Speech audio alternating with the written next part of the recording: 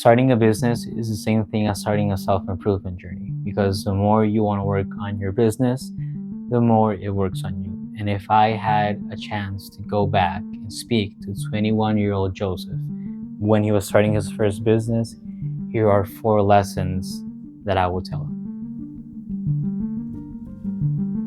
Number 1, don't let your ego consume you.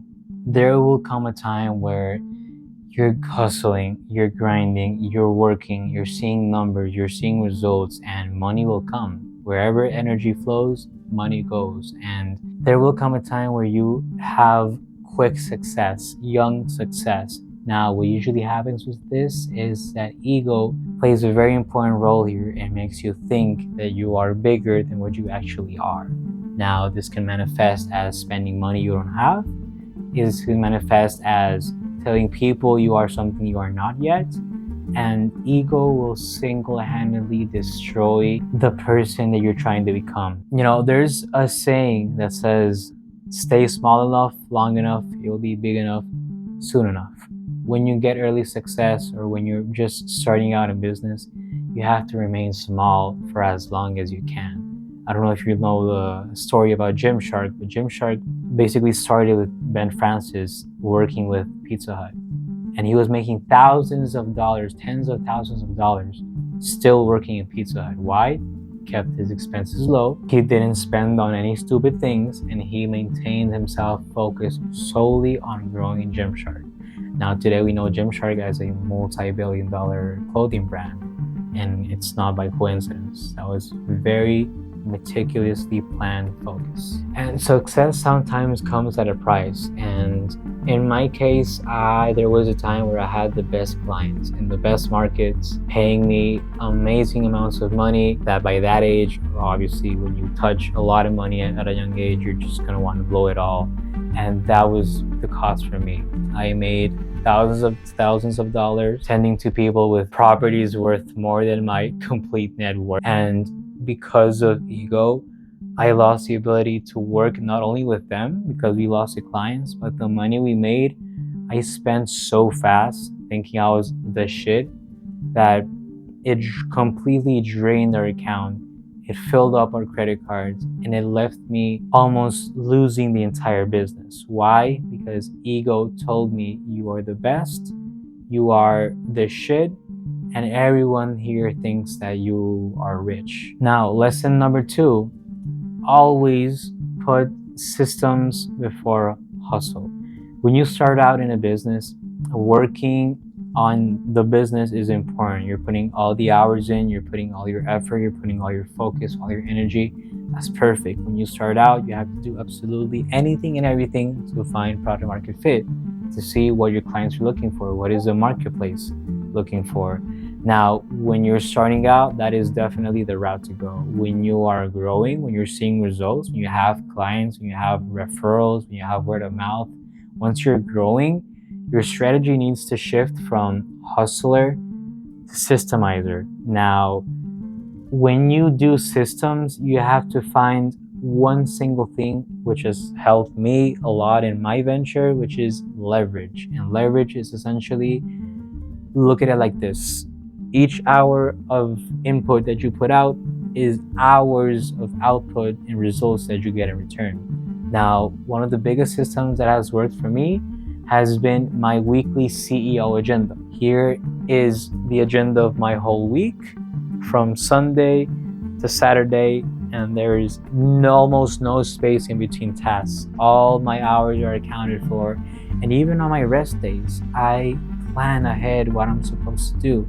Having these blocks inside of my weekly routine gives me the space to fit anything and everything that is important to me, that is my priority. It gives me time and the space for me to work on each single part of them. The second thing is recognizing what are your business constraints. Now, when you start a business, hustling is definitely how you start it. Systemizing it is definitely how you keep it and keep growing it. Now, the main business constraints are essentially 3 areas. You got lead generation, you got conversion, and then you got fulfillment. When you work on your business, you have to identify if the task you are working in satisfies any of these 3, because if it doesn't, it's not growing, it's just consuming you time. You have to move from a 60-hour work week to a very skilled and very systemized 12, 4, 8. I've seen people who work only 3-4 hours in their business, but essentially focusing that time on those high leverage tasks that either bring you more leads, that either sell more leads and add more money to your business, or either fulfills better for your clients. That is definitely the way to go. And another system, or let's say idea or input that has helped me a lot, is hiring people that are smarter than you. When you start out, you are your own marketer, you are your own salesperson, you are your own finance guy, you are operations, you are admin, you are human resources, you are absolutely everything. Now, once you start getting money, don't blow it all away. Don't spend on a stupid shit like I did. First, what you have to do is find people who are smarter than you in the different important areas of your business. In my case, I hired a director of operations to oversee all our hospitality portfolio. Now, this person is majorly experienced in this area, and all I knew from being a waiter is how to serve people and make them laugh. I then hired this guy who knows a lot more about my business than even I do. He ups our numbers, he ups our client success, he ups the reviews for our guests, and everything just became better because I implemented this person who knew even better than me.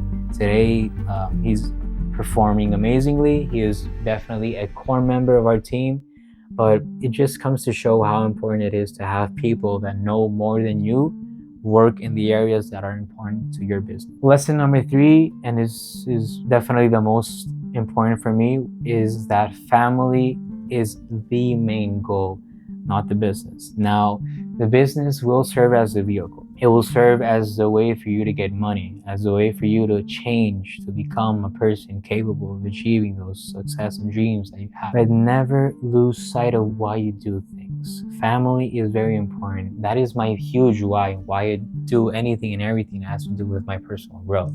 Now, your why could be different. Maybe it could be that you have a terminal illness and you're working the money to get out of that. You maybe have a friend you want to help. You have someone else who is in dire need of money and you want to help. Typical human behavior is to want to help other people. So when you put someone else as the why you do things, remember, you will always push to do more for someone else than what you would do for yourself. It sounds in a way selfish, but as humans, we just do that. And in my case, being an amazing example to my younger siblings is definitely something I want to keep pursuing in life, because they're little, they look up to me.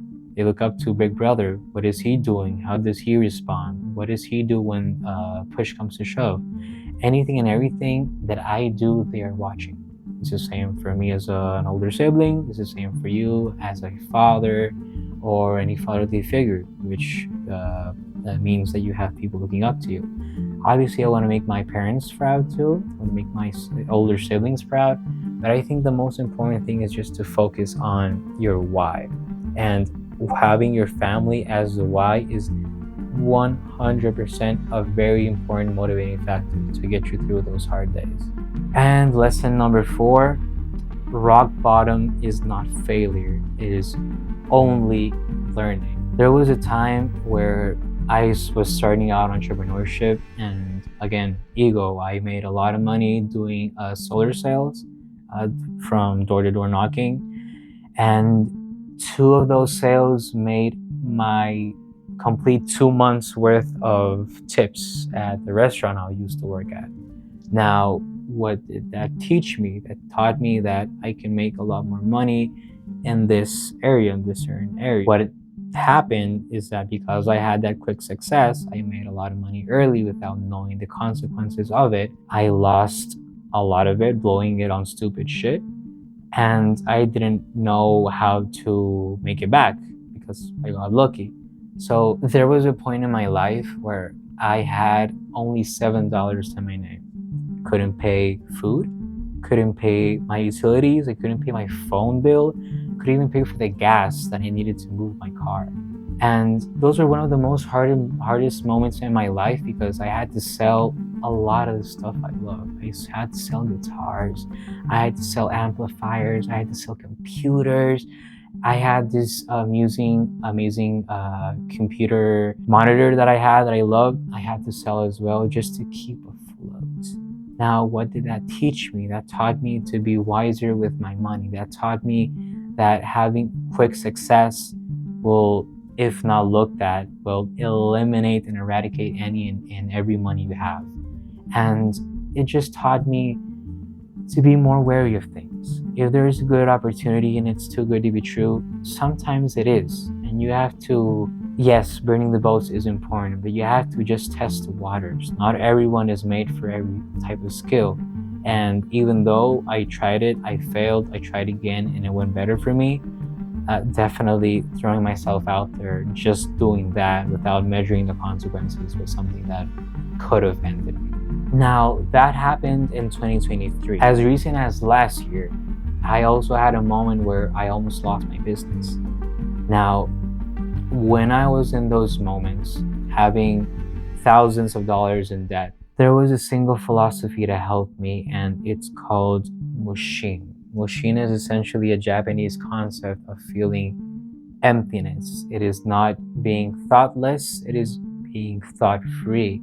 Now, Mushin is essentially complete inner focus. When I was at that stage where I lost almost all the money that I had, and I almost lost my business, the level of anxiety I suffered was so severe that I would go to sleep just hyperventilating about how am I going to pay my bills? How am I going to pay for food? I had to move back with my parents, with my mom. It was horrible. It was horrible, and that taught me so much. But in those moments when I had to work to get out of that position, I had to have sole focus. And Mushin taught me exactly that. Let's say, for example, you're going out, and what I used to do was doing solar sales. You're going out, you're knocking doors, you're setting appointments, you're closing sales. Now, when you are at this moment, when you are at this stage of life that nothing is going how it's supposed to be going, you have missed bills, you have no money in your account, no food on your table. When you're going through these moments, you will have a lot of thoughts that want to enter your mind. And it's very important that you use this concept, Mushin, to just show you what sheer focus means. Any thought that comes in, you immediately reject out, and you focus only on that one particular goal that would move the needle forward for you. And in my case, I used Mushin. I focused. I had a lot of these negative thoughts and a lot of these things that people would tell me, I myself would tell me, but I focused on what I had to do. And in that single month, I made over $6,000 in commissions. And that saved me, saved my debts, and I even had money to invest back into the company.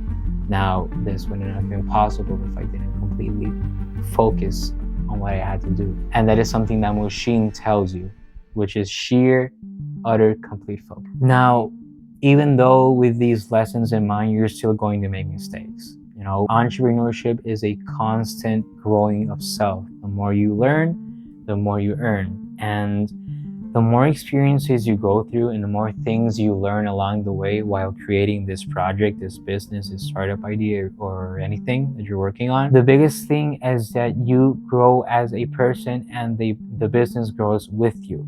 The more knowledge you put into yourself, the more different tactics, the more different strategies you have to implement. And the more you do that over a consistent period of time will definitely bring you success. But never lose sight of what is important, which is your why. My why is your family.